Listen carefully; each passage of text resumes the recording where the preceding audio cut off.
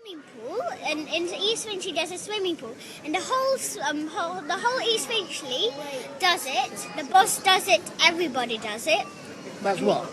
The sex, eating baby. In the previous video about the BBC interview with Ricky Dearman and Victoria Derbyshire, we heard in detail about the alleged abuse of the children at East Finchley swimming baths. Now, they were the only allegations that Barnet Police interviewed Ricky Dearman about. They mentioned nothing to him about the abuse in the school or the church, or any of the murder details. The children's allegations are quite feasible when you consider that the two Finchley Lido pools closed to the general public at 4:15 on Saturday afternoons. Private pool parties are then entertained until at least 6:30 in the evening. Now, we know that the Christchurch Primary School sometimes booked the pool at Finchley, and we know that Dearman was taking the children for contacts every Saturday from 10 AM till 6 PM from between October 2010 and October 2011. And the children alleged that they were abused at the Lido during these contacts. So again, why no police investigation? Why are the children in care when they should be with their mother and Russian grandparents? And Ella and those two children's case is not unique. I sat with her for 3 hours, and what she shared was 100% truth. And I know no police officers have properly investigated this. It's incumbent upon you, Sergeant, to make sure that that investigation starts fully and fairly.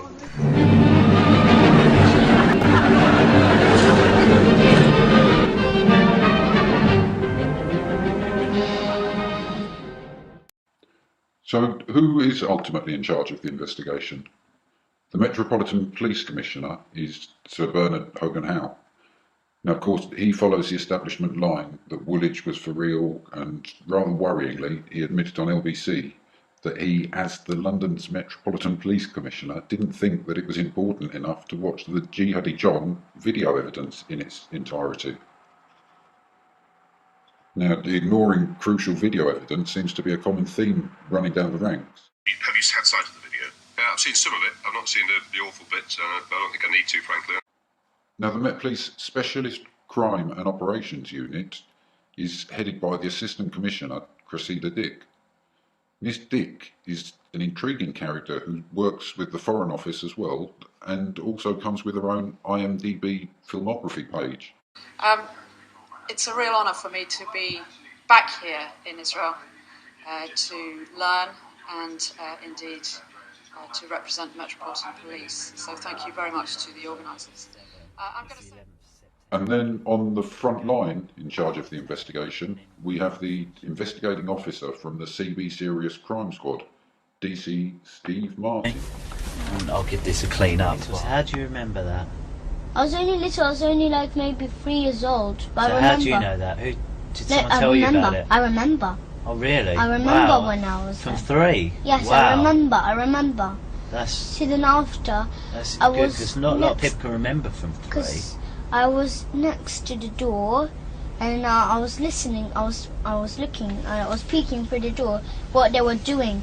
And then the door that time it didn't go in the room, in the bathroom. It went out of the bathroom into the corridor. So if you open it, you can hit somebody. But my father saw me peeking, so he just opened the door straight away. So that the door banged right on my head. Yeah. And I got knocked over. I got hurted. Yeah. And then he pretended that he did not hurt me or anything. But then after, but he pretended to be nice then. Yeah. But my mum, she just called my big brother James. He just called the police straight away. Okay. All right. What we'll do is we'll call it an end. It's 12 minutes past 7. And it's the 11th of September. Okay. We'll do. If you go in the room with the telly, then when your mum's finished, she'll come in and join you, and I'll give this a clean up. While Ella and Abraham have been treated appallingly for doing the right thing. Instead of commending their bravery, the sly British media have printed lies and slander about them. David Wilkes from the Mail Online was particularly vicious, claiming that Ella had orchestrated this whole series of events to get back at Dearman in a custody dispute. He failed to mention that Ella already had full custody of the children. The story which Judge Puffley gave to the media is that that is a dispute, it's a custody dispute. Now, this couldn't be further from the truth, because I already had custody over my children. So for me, there was no reasons. They say I coached them, we coached them in order to get on to him. Well, why? Why has their mother done this? Why? That is the huge question here. It is. Well, why? They will ask why. They will ask why, and that's going to be a very tough question to answer.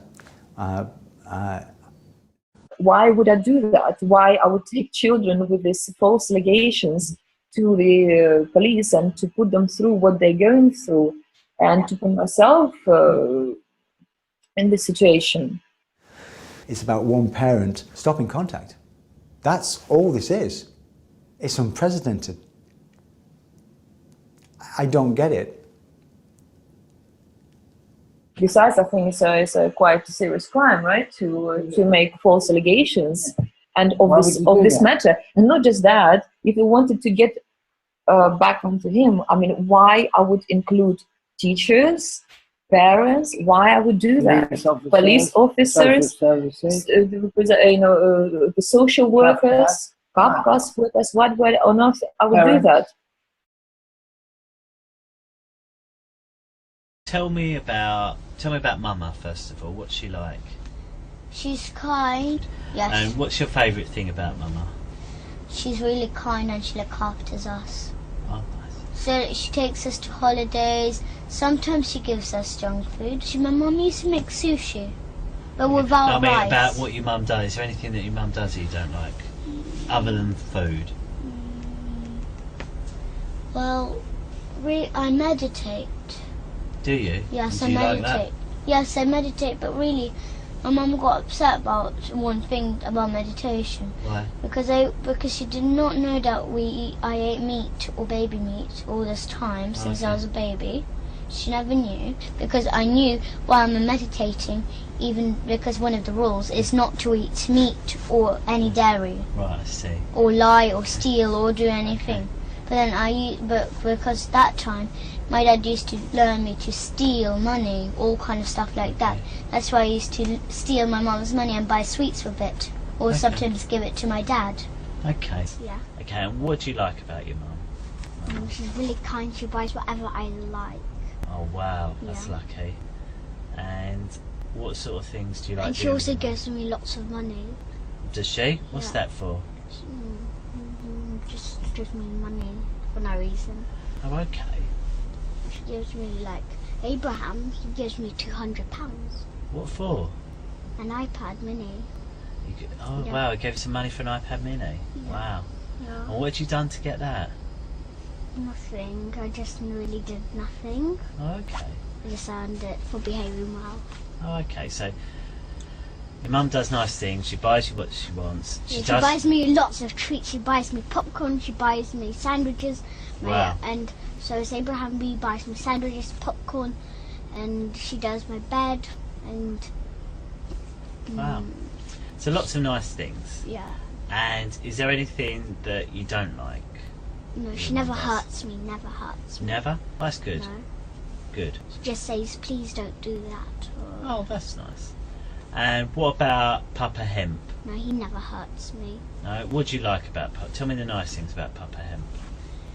He does nice juices for me. He buys lots of nice stuff. He buys me clothes. Yeah? Yeah.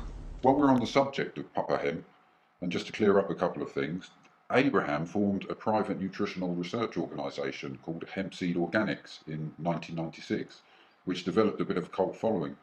They were the first company to put hemp seed on the shelves at the Whole Food stores in small brown recycled paper packets, and they established a base at Spittlefield's organic fruit and veg market till about 2004, where they disseminated hemp seed nutritional information as well as information about raw food. Now, the company was required by Planet Organic to mark their packets of hemp seed with the ubiquitous 666 barcode. Abraham was adamant that the package should not bear this 666 barcode, and so, have a feeling that they'd fulfilled their remit of reintroducing hemp as a foodstuff, he began in earnest on research. In 2013, Abraham received an honorary doctorate from Dr. Anek Westra for his work showing how the fresh juice of hemp, incorporating leaves, seeds and flowers, supplied an ideal plant-based blood transfusion liquid for humans. Yeah. Okay. And is there anything you don't like about Papa Hemp? No, it never hurts me. No, Never. but what about other things? Is there anything at all you don't like? No. No? Nothing else. And what about Papa Hemp? Yes. What's he like? He's kind, but when we were telling him all about this on the holidays in Morocco, because we were scared to tell, of course, so we lied a bit. We lied a lot though. Okay. We lied a lot, but then we were so scared and terrified when he found out about it, because the first time he's like, right, Elisa and Gabriel, somebody's touching you, and I know who it is. He said that to you? And then we just gave up and we just said my dad. What do you mean you gave up? We gave up the deal with our dad, but not to tell anyone about this, or mom, anyone. Okay. But then we just gave up the deal. We just told him there's our dad, and then we carry on telling. But that time we were terrified to tell all about this baby killing and all this.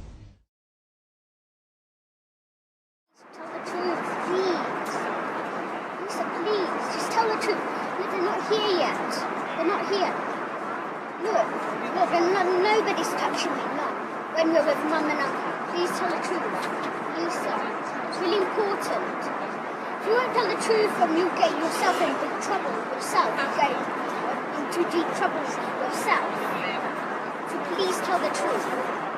Whatever Mum or Uncle says, tell the truth, okay? Okay, Lisa? Got older, we got you more used to it.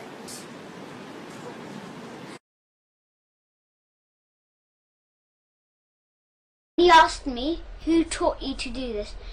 Who done this? And then then we told him it was a dad, and then.